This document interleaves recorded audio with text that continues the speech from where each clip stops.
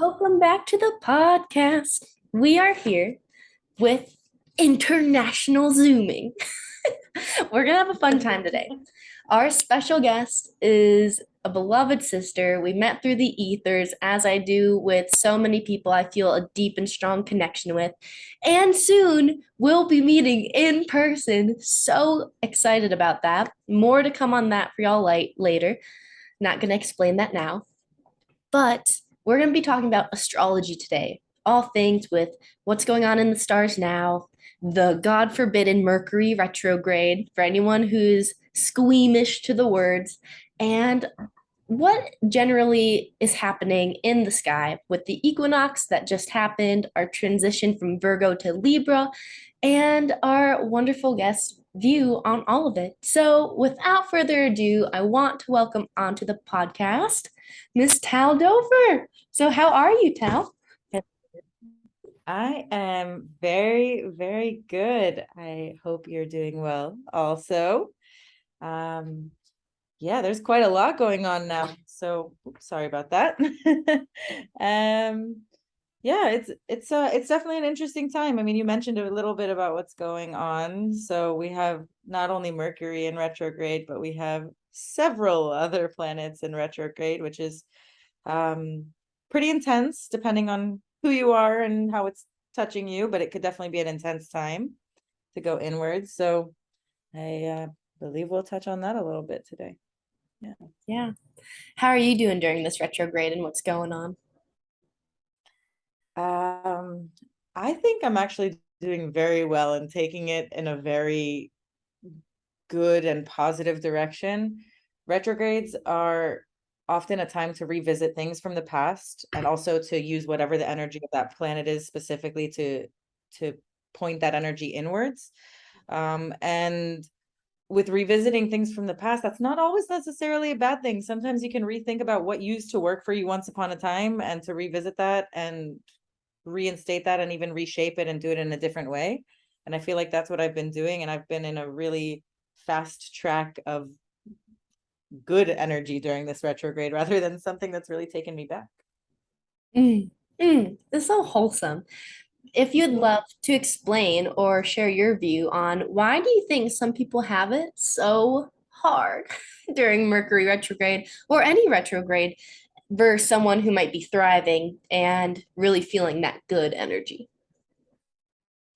Yeah, so I definitely think a big part of it is awareness. And other than awareness, that what's coupled with awareness is acceptance. So if we look at the awareness of Mercury's in retrograde, everything, shit's hitting the fan, whatever it is, if we look at it like that, like as a really negative thing, then we're not really accepting that it is what it is. And if we're just looking at it as like, hey, it exists, this is what's going to happen, my computer might break and I don't know, the plane might be delayed or whatever it may be. As long as we look at it and we learn to laugh at it, we will just laugh at it rather than taking it as like a really hard thing that's happening. So if we look at it like that, I think that's where the split comes between seeing it as a really negative time. Oh, this retrograde is really screwing me versus, oh, this retrograde is hilarious. Look at what the universe is putting in my path. That's the Mhm. difference. I love that. And it's so true. Just like a quick little tidbit I have. When it first started, I'd made this dinner. It took a little longer than usual to make, and I like made it all fancy, presented it all well. And in my home, we only have a couch that we eat on. We don't have tables or anything. We're real minimalistic here. And our two border collies are crazy, and the younger one likes to jump on us when we eat. And so I was going outside quick, grabbing something. My partner was in charge of protecting the tacos on their little fragile stilts. And the dog jumped up and knocked everything over, and my partner was getting so livid. Whereas I just laughed. I looked at it as like, huh, it's still eatable. It's fine. Like, I can put this back in the taco shell. And it was just a very comical, small situation where in the past I probably would have been raging. Yeah, it's getting to that point takes a long time, but once you get there and have that click, then it's very hard to go back. It's just everything kind of becomes this big like cosmic joke, and it doesn't mean that life isn't serious and that things that are happening aren't real or serious. It just means that like everything is on sort of this, life is not a straight line, you know, we have these ups and downs, and as long as we know that our energy is in this the middle, then none of it really affects us in either way, which is cool. Laugh at everything. Yes, exactly. And just like the happiness concept. I mean, once you get to that point, the mind's so expanded, it's not gonna go back to the old ways. You already know the No, easier path. yeah, you Mm, already, your mind has already unlocked that like level of thinking and understanding of how to look at it like that.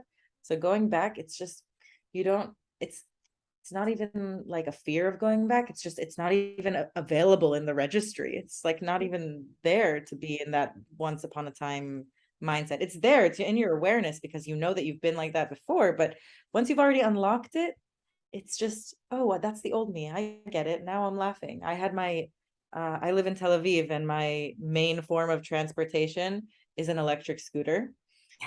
Because yeah, because having a car here is not an option. This is like New York City on steroids when it comes to the traffic. Um, and that's the fastest way to get everywhere, and also the environment and whatnot. It's good. It's a good option. yeah. So a couple months ago, I had my scooter stolen, and I was like, I had maybe a 20-second period of freaking out, like, oh my God, where's it gone? Somebody took it. And then I just kind of breathed into it, and I was like, okay, it's happened, it's done. Nothing I can do about it now. And that was the moment I really realized that I had grown a whole lot. Um, and the same applies to all of the, you know, astrological transits. When you hear of something difficult, you know, happening in life or coming towards you, just realizing that like, oh, it is what it is, there's nothing I can do about it now. Just having that perspective is the difference between suffering from the transit and just knowing it exists. Yeah. Yes. So I want to touch on this. Before you knew astrology, Mhm. how did you deal with moments like that? Like when it comes to your own astrological journey, how has that allowed you to be more aware, more mindful, more in your own power, simply by just knowing what's Mhm. going on? Yeah. That's a great question. I think I was way more scattered and all over the place. And although I had a spiritual practice, I don't think I was all the way there with controlling my reactions to things. I think the study of astrology really gave me this sort of perspective of everything is bigger than me. And I, although I have free will, it doesn't mean that I can't decide things. Although I have free will and know I can make decisions, it's kind of nice knowing that there's a bigger plan and there's a divine plan. And whether you call it God, Allah, the universe, whatever it is, it's all the same, you know, source that we're governed by. And the study of astrology kind of gives you this perspective of like, oh, it's bigger than me. So before I had that, I was definitely more all over the place. And now when I have it and I'm aware of the planets and what their influence is and what it is that it does for me on my personal birth chart or for others on theirs, it kind of gives this just air of acceptance, and that's helped a lot in that journey, coupled with other spiritual practices. But study of astrology has definitely been a point of acceptance and growth for me. Mm, pure acceptance, like acknowledging it, accepting it, and then forgiving the side, because the high and low roads, maybe we'll talk about that in this chat, but just really accepting like, oh yeah, I tend to go to this. What happens if I just choose this other option? It's really like having a manual Yeah, to life. That's how I see it. Before we I dive agree. yeah, and before I dive into that, I'd love to ask, like, what type of astrology do you like the most? And can you explain what the difference is between tropical, whole sign, if you feel like? Yeah, definitely. So currently I am practicing tropical Western astrology. Tropical astrology is, this is a little bit of a difficult explanation, but I'll go into it. So tropical astrology, the background of the zodiac has more to do with the direct relationship of the Earth to the sun. So if you look really, for example, from the equator right now, if you put out a telescope and you look in the sky, and we say, for example, right now the sun is in Virgo, has just moved into Virgo. It's not actually. So if we look at the actual constellations, that would be sidereal astrology, and that would have to do with where they are directly on the axis, excuse me, of the equator. But tropical astrology has to do with the relationship of the Earth to the sun, which has to do more with our day-to-day lives. And that's why I think I'm sticking with the tropical astrology for now. I definitely use the sidereal astrology because it gives an extra sort of aspect and viewpoint on how to look at it. Yeah, with the houses, this is also an ancient, so my favorite type of astrology, or what I'm more studying now, is Hellenistic astrology. I'm not fully practicing in Hellenistic astrology yet because I feel like there's so much more to uncover for me there before I am fully proficient. It's not only an art and a divination, it's a science and a language. So learning it more and more is definitely where I'm at right now with that. But in ancient astrology, whole sign houses were used. And what that means basically is that the sky was divided in equal pieces, your rising sign being a point in the first house and not the point that opens the first house. And with Placidus houses, that has to do with the actual distribution depending on where you are in the world. So if you're really north in the northern equator or really south in the southern equator, you'll see all of a sudden these really, really big houses that have 2 and sometimes even 3 and more signs in one house, depending on where you are. And that can it's a good tool if you're living closer to the equator. As soon as you get further away, it becomes a bit harder to read in that sense. But I think both again are very, very useful when looking at your chart. I hope I explained that and didn't sound like Chinese. That was amazing. That was a really beautiful explanation. I thought it was really simple to follow, but I also know astrology. Everyone out there, just reread that again. Like, go rewind, listen 4 or 5 times, it'll land. Yeah. Oh my gosh, I love it. And so I should have asked this in the beginning. What are your big three? Share. My sun is in Pisces, my moon is in Cancer, and I'm a Capricorn rising. So that's my big 3. Ooh, ooh, ooh, ooh. That, my friends, is a beautiful combination of water and earth energy. So, a little information for you. In astrology, there are signs that like to go together, or I guess elements that like to go together, and other elements that work a little bit differently together. So, fire, air, love each other. Fire, fire, air, air, great. Water, water, earth, earth, great. Water, earth, love it. But if you put fire and water, or earth and fire, or water and air, these are just different and a little bit more difficult combinations because they're a little bit more sporadic in my mind. And they don't mesh Yeah. as easily, but they have these forces that want to both come through. And sometimes it takes just a little bit of perseverance or focus to get them to balance out. And I'd love to hear your explanation of the different elements working together, Tal. Yeah, definitely. So when I think of earth and water, I think of like a valley with a river flowing through it. It's just very cohesive and like it just goes with one another. Earth, any element that's with itself is, I think, obviously cohesive just because it's in the same element. It's the same family basically. And then earth and fire, I just imagine also kind of just like adding wood to a fire, and where it's just kind of like crackling and like sizzling kind of. So it's a little bit less cohesive, but it's not an explosion. And then earth and air, I think of kind of like a tornado, like that's lifting all the earth on the ground kind of starts coming up and flying around. So like your thoughts with earth and air, I think of like your thoughts are way up here, but you don't know how to like do them, or like you have a lot of ideas and you don't know how to bring them out into the world, is what I think when I see that combination. That's obviously not a blanket statement. Anything I'm saying is not a blanket statement. It's just the gist of the elements. And then water and fire, I just think of boiling. Yeah. Like that's the easiest thing to visualize. Boiling water, steam, like things that just are like not all that cohesive.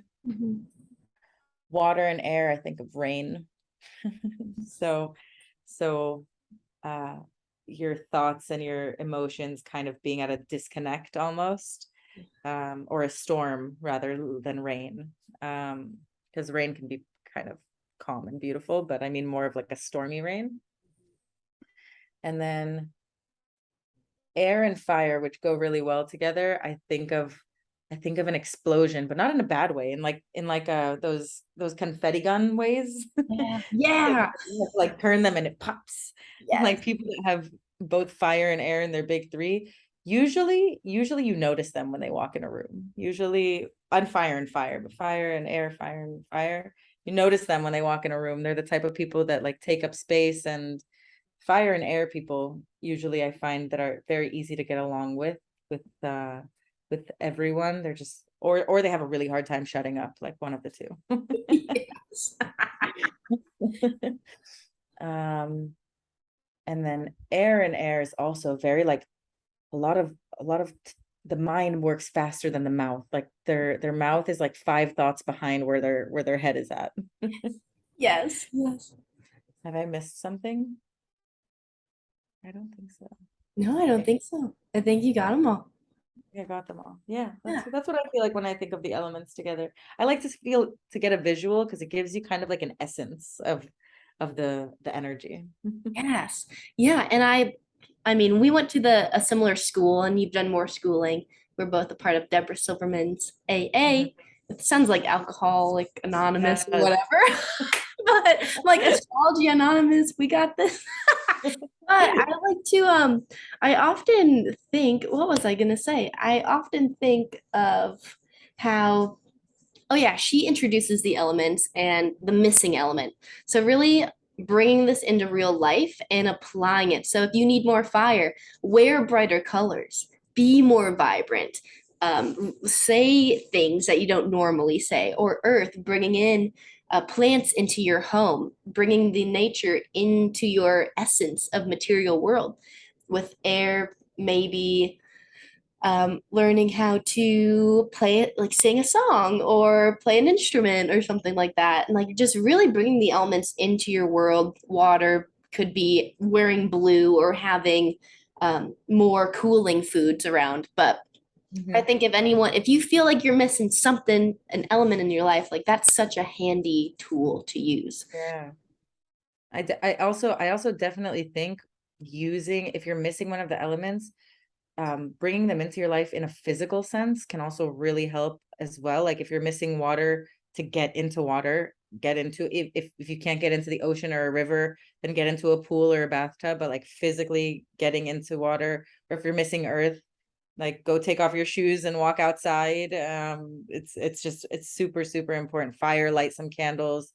Air, I would say the closest thing you can do is maybe just go somewhere that's windy. Yeah. Like I don't know how to bring that one physically in, but to physically bring them in also really helps to start getting that going for sure.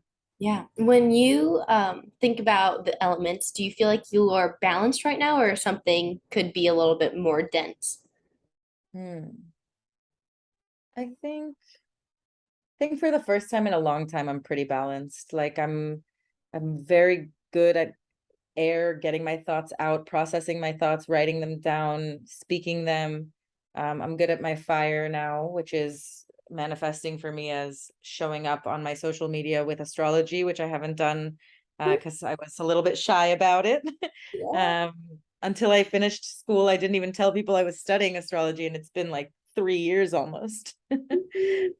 So that's I think I'm in my healthy fire there, fire and air. I think that would be both.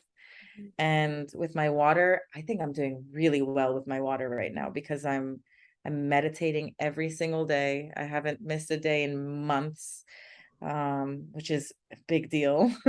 and I'm not having any trouble expressing or feeling my emotions. And when I feel them, I give them the space, and like, it sounds very cliche, but it's actually happening, and it's cool to see that. And then with Earth, I'm bringing I'm doing the practical side of things. So everything that I'm wanting to do with my business, I'm actually doing, and it's not just in my head and in ideas. And so that's really, really cool to see. So I think overall right now I'm in a really good place with all of the elements. I love that. And I'm so proud of you, by the way, because a lot of us take a while to get there. I know I did. But Yeah, anyone listening, like that was literally a great run through of how to be balanced. Like, do those things, try that little schedule out, like, add those little elements into your day. Watch yourself bloom and feel more centered and calm and grounded. And if you want to just take one whole thing from that, I think meditation is the strongest starting point. agreed. Agreed. What about you and your elements? Do you feel like you're strong in them now? I feel really good right now. I think last maybe month I was feeling off in my earth, but I Hmm. feel like I've dropped in. I'm doing it way more potently and focused, and I'm having accountability buddies, my fire and my air, like to be a little everywhere. And so when I really let myself ground down, wow, that's the difference. And so that has been a nice fresh like breath of fresh air for me. I love that. Thank you for asking. Um, Yeah. the next thing I want to jump into is, can you share your view on the planets that are in retrograde and how we can find that more positive energy in our lives depending on what's going on? Yeah, so we'll do from closest to furthest. So Mercury is in retrograde, which I've laughed about because it's just the thing that either astrologists on social media are talking about it seriously, or people that don't care about it are laughing about it. Like that's the only two schools I've seen. But it's a real thing. It's actually happening. And Mercury is known as the messenger of the gods in mythology. He is the communicator. He manages our he rules our transportation, our thoughts, connections. So that's also why you often will see technology give you funny things, because it rules connections. And what are connections other than wires? Obviously connections between people, Ooh. but it is that also.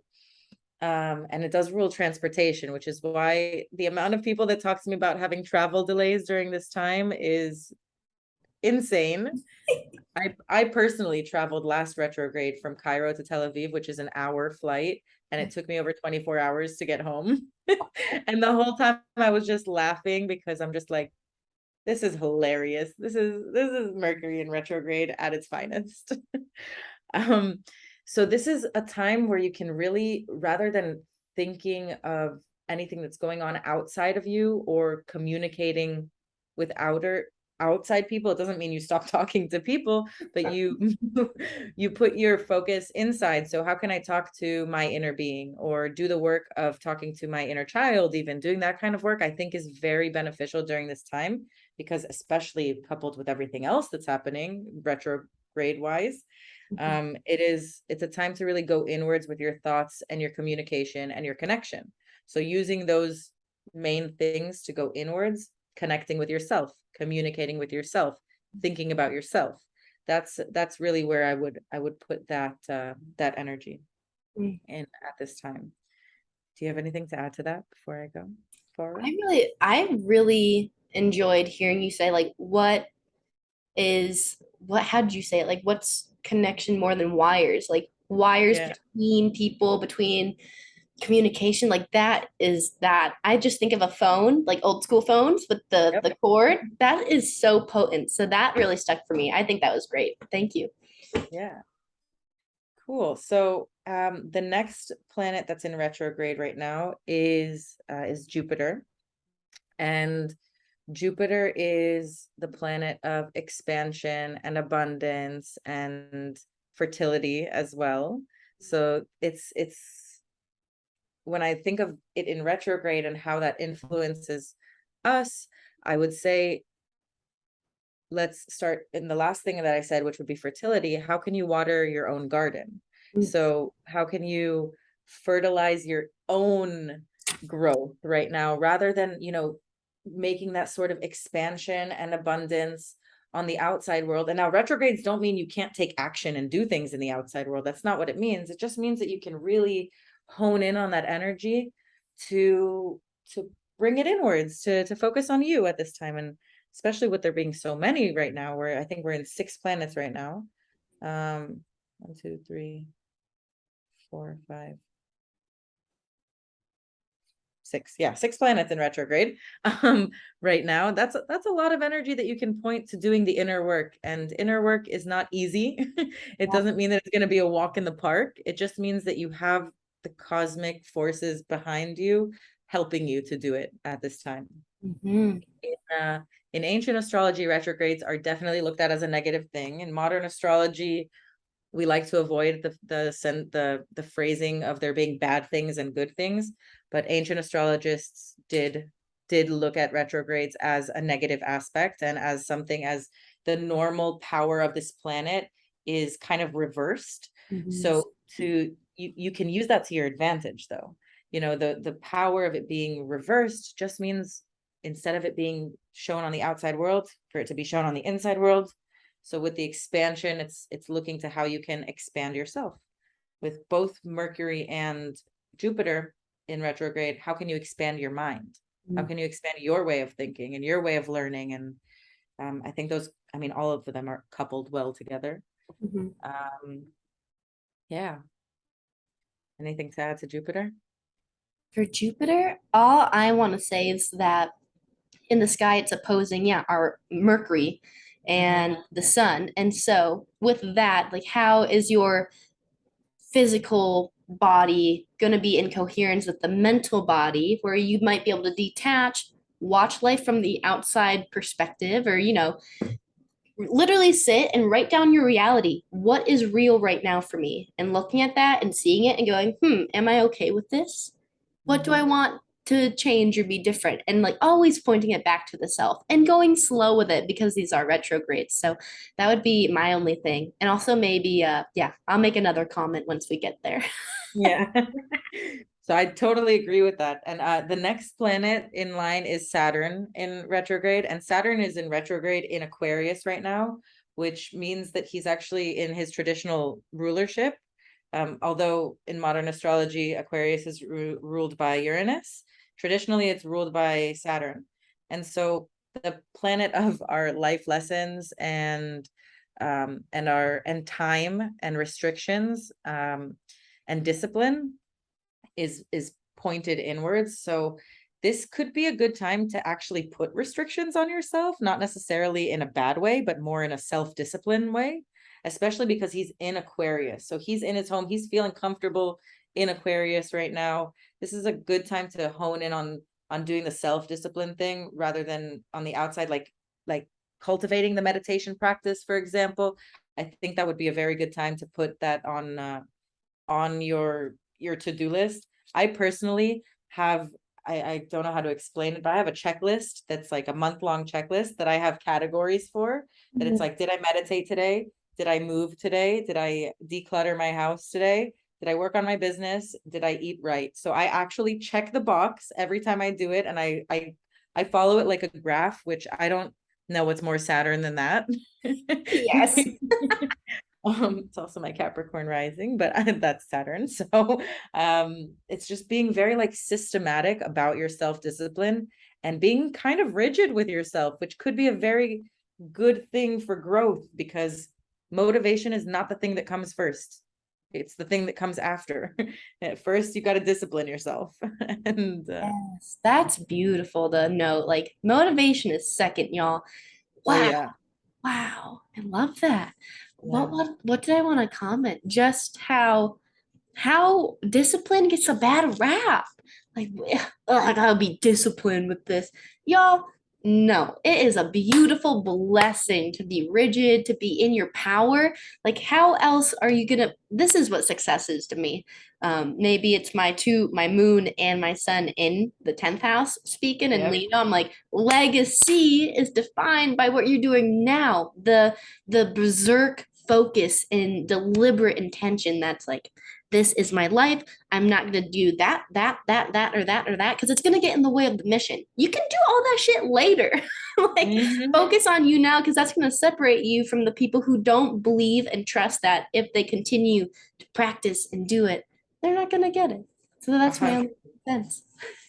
100%. I agree with you. That's you gotta, sometimes you just gotta force yourself to do things. Anytime you're making a positive change in your life, the beginning part is not going to be easy. It doesn't matter what you do. If you're an addict and you want to stop doing drugs, if you haven't been eating healthy and you want to start eating healthy, if you haven't been working out and you want to start working out, the beginning part, no matter what you're doing, if you're changing from something you're comfortable in and that's not good for you to something that you're uncomfortable in, the beginning is going to be pretty shitty.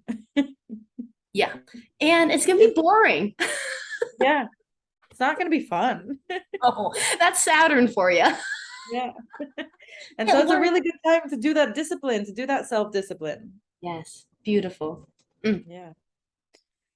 Okay, so afterwards we have Uranus that's in retrograde. Now, this is the last three planets that we'll talk about, Uranus, Neptune, and Pluto. These are very slow moving planets, and they go retrograde, I believe, once a year, most of them for at least 4 or 5 months. Mhm. Pluto goes retrograde for like more than half a year every year. So it's something that we live with constantly all the time. It's not something that's out of the ordinary to be feeling this energy. So this is something I take a little bit more lightly than personal planets in retrograde.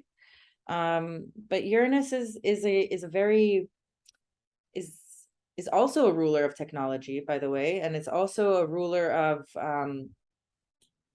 astrology, which is cool. So if you're looking to start an astrology practice or at least learn your own birth chart, this is a good time to do that because it's in retrograde. I mean, it's always a good time to do it, but Yeah. but it's definitely a good time to hone in on that energy.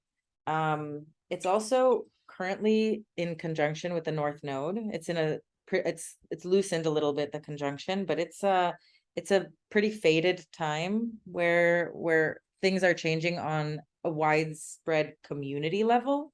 I would say that this is something that we're feeling more as a society than personally. Just because, like I said, it is such a slow moving generational influence. So it's something that I think we're feeling more generationally, more community wide, to be feeling it as kind of us maybe even, you know what, maybe even going backwards in some things. I think a lot of the things that we're seeing on a political sphere is a little bit of going backwards.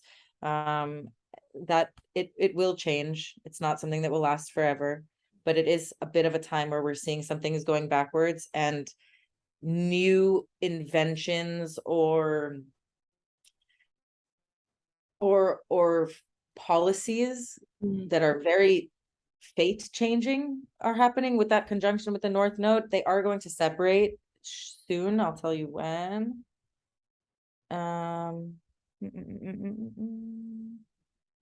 yeah, no, it's going to be a few good months because because it's a long retrograde and so is the North Node. So we have at least until January, right around until January of next year, where they'll be in conjunction. So these faded times where we can see these big changes that are causing a big community-wide, society-wide upheaval. That's something that Uranus definitely influences. Mhm. Yeah, it's a big surge, honestly. Like, Mhm. I feel like it's a really big time to get true in your beliefs. Like, are you sticking with the old motto, the old ways, the old world, or are you gonna shift and morph and change and recreate that value system for you? Because being Taurus, we want to feel good and loving and comfortable and relaxed. And so this is that really tense energy of, "Ah, I can't do that right now," and butting heads and just getting all Yeah. crazy. That's how I've been feeling it. Very, Yeah. very collective level. Oh, it's a very collective transit. And so is the next one, which is Neptune. Neptune is also in Pisces, which it rules Pisces in modern astrology.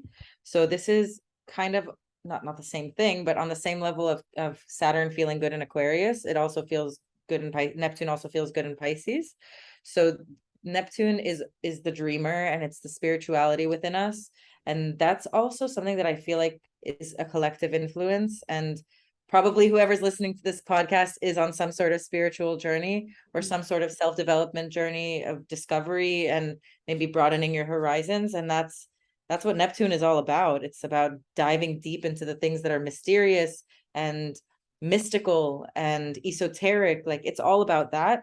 And the retrograde is, on a personal level, a good place for you to again lock down that meditation practice, and also maybe pay attention to your dreams a little bit more, because they're probably trying to tell you something. So that's a big one. And in Pisces, Neptune feels very at home, so he'll really help you to go inwards within those things at this time. Yes, yes, yes. The dreams. Whew. Wow. My dream last night, wild. My dream before that, very spirit conscious. And so I highly recommend write down your dreams upon waking, or really give yourself that time. I mean, sit up in bed, meditate for 15 minutes, and allow that to come through. When we're in that theta state, just upon waking up and still being in that sleepy zone, that is a very great time to reprogram the subconscious mind, which has a lot to do with Pisces. It's the end of the cycle. How do we want to move forward? How do we want to end things? So, really taking that on a tangible level, working with Mercury, because it is opposing Mercury and the sun right now. Sun not for too much longer, but yeah, very, very good time to get serious about this. And another tip with the writing your dreams down, because sometimes you don't remember your dreams. If you can't remember anything from your dream, then at the very least, write down what you feel as soon as you wake up. So that's a good way to get into the habit of remembering your dreams. And as soon as you do this for a little while, I honestly don't think it'll take more than 2 weeks. Some people, it might take longer, but as long as you get into the habit, you will start remembering your dreams. It just happens. Yeah.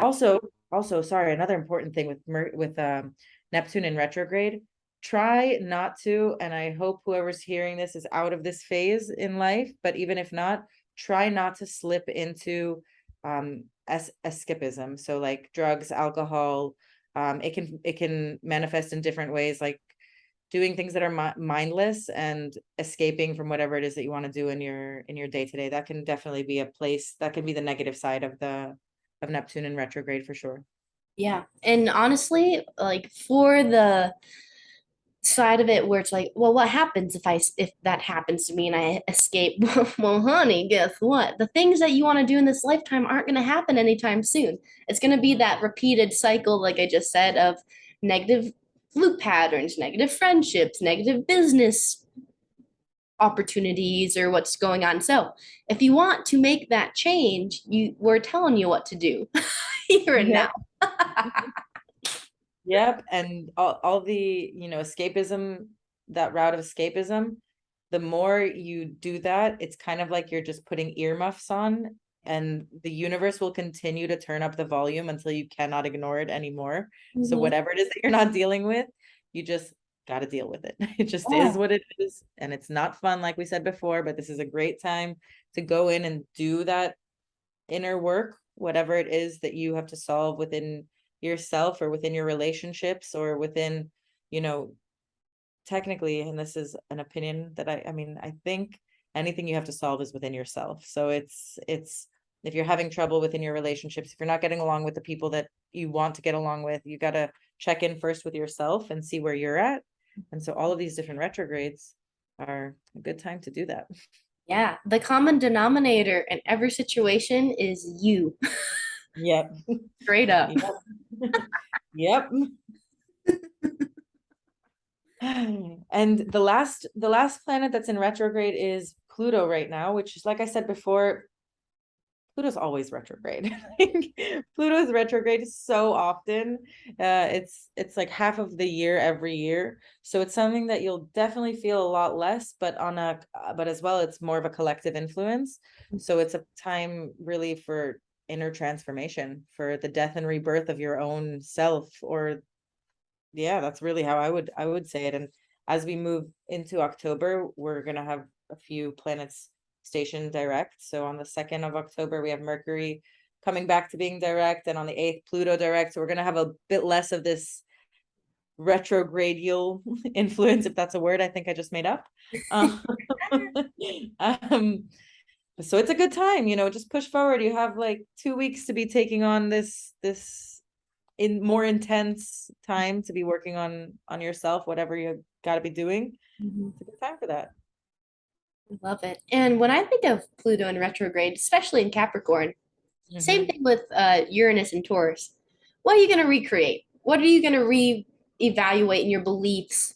Because let me tell you, so much of our language has been curated to be spell-like and Mm-hmm. really casting negative spells on what we're doing. I mean, if you think of definition, it's the deafening of a word and its meaning because we're looking at it, we're taking what everyone believes it is, and we go with it without asking ourselves, what does that mean to me?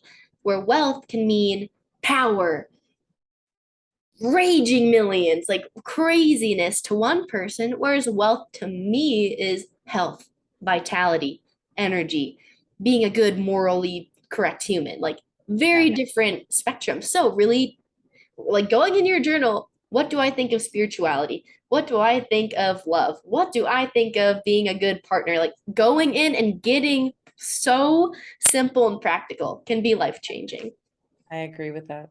And just since you mentioned the journal, I would also say that if you have been journaling for a long time and it's something that you have your old journals, this retrograde period is an excellent time to go back and read your journals from the past. If you can look back, for example, a year ago today or 2 years ago today, or whatever it is that you have to look back on to see where you were, where you are, what you liked from that time, what you would like to grow from, what you can still learn from the person you were during the time that you wrote these things. You have been journaling for a long time. It's a great time to reread them like it was a novel. Yeah, I love that. I'm gonna do that today. That's a great reminder.